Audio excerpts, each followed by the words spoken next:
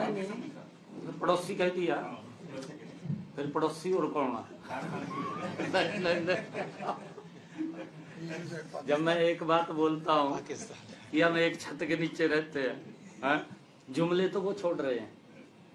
उन्होंने समझना चाहिए कि ये सरकार का, पंजाब का अंतिम बजट है। अंतिम बजट के अंदर फिर रेवड़ी बांटनी शुरू करती।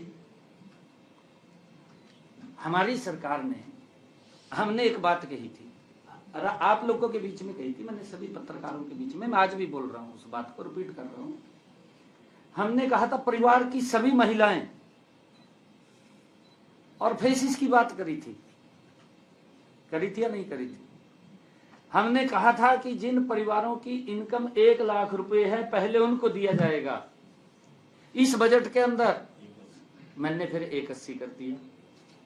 भी 180 तक की जो हमारी बहनें हैं उन परिवारों को शामिल किया जाएगा। जुमले तो ये छोड़ रहे हैं, जुमले तो ये कभी कहते कहा 10 लाख रुपए हम देंगे। मैं पूछ रहा था, कुछ मेरे को लोग आ रहे थे मिलने के लिए, पंजाब के आते हैं, जब आते हैं तो उनकी बात सुनता हूँ, तो वो एक बात कह रहे थे कि कहा 10 लाख रुपया कह दिया आयुष्मान का, परंतु उसके अंदर वो लगा दी लिमिट लगा दी भी कौन सी बीमारी है, ये वो कौन सी बताएगा, और उस बीमारी का अलग अलग पैकेज कर दिया हर बीमारी का, और कह रहे भी इतनी टाइट कर दिया है भी किसी को भी इसका लाभ नहीं मिल रहा। ये नरेंद्र मोदी जी है।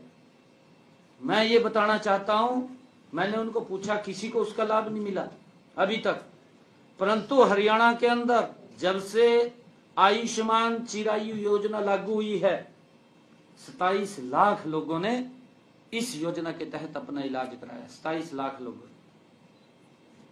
आज मेरे पास अभी एक रविदास सभा के बहुत बड़ा एक ग्रुप अभी सुबह मिलने के लिए आया हुआ था, बड़े संतगण भी थे उसमें।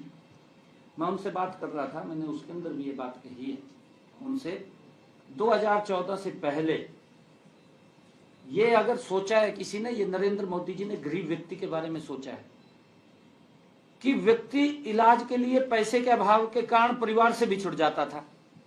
ये हालात थी, और यही हालात पंजाब में थी। अब तो चुनाव आ गया, मैंने कहा रेवड़ी कल्चर शुरू हुआ। कांग्रेस के अंदर भी रेवड़ी कल्चर है, आम आदमी उससे बड़ी रेवड़ियां बांटता है। आम आदमी तो सोचता है भी ये भी बोल दो, ये भी बोल दो, परंतु अब कुछ बढ़ने वाला नहीं है। मैं ये बात कह रहा हूं, पंजाब के लोग समझ चुके हैं, पंजाब के लोग पेंडा छटवाना चाह रहे हैं।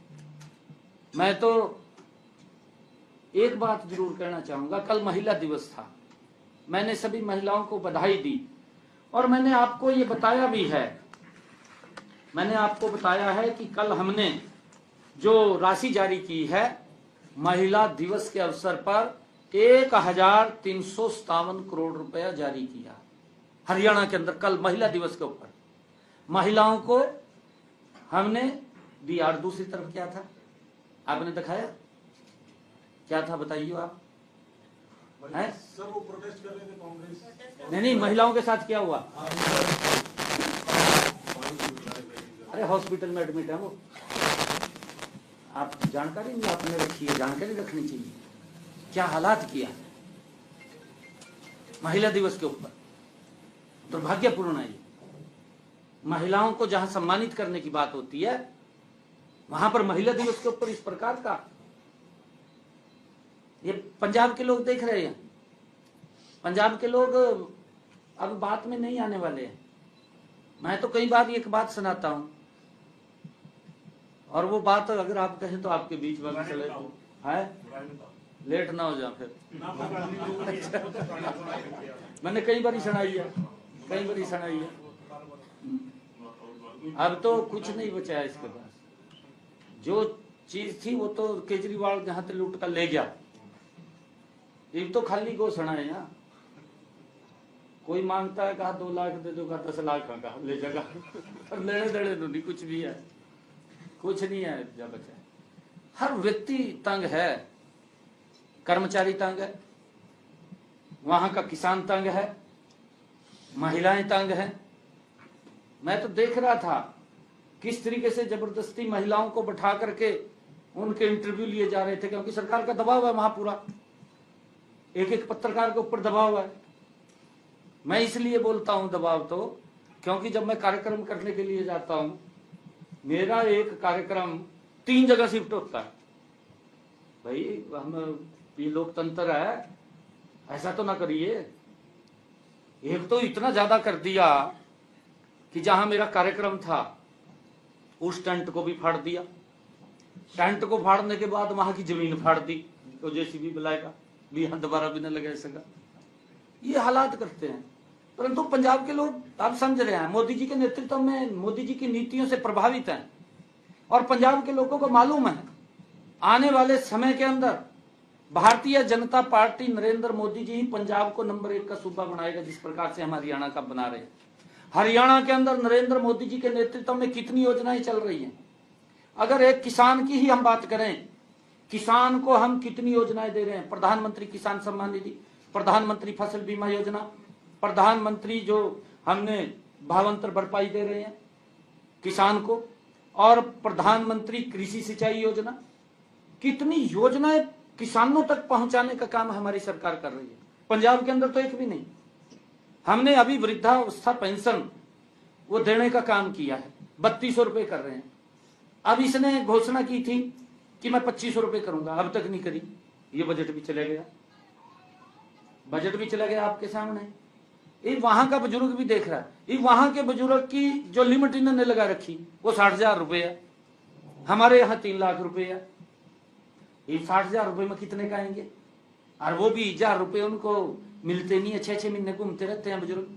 बुजुर्गों का अपमान करती है। चाहे कांग्रेस सरकार थी पंजाब के अंदर, कांग्रेस ने भी हमेशा बुजुर्गों का अपमान किया है। नरेंद्र मोदी जी ने सम्मान किया है। नरेंद्र मोदी जी ने क्या कहा इसी बजट के अंदर? कहा कि जो भी बुजुर्ग है 70 साल से ऊपर का, अगर उसको कोई दिक्कत बीमारी हो जाती है, उसको इलाज की चिंता नहीं है, सारा इलाज हमारी ये डबल इंजन की सरकार कराएगी। और मुझे खुशी है 154 करोड़ रुपया हमने जब से योजना लागू हुई है बुजुर्गों के इलाज के लिए दिया है। 5 लाख रुपए उन्हें भी दे रहे हैं।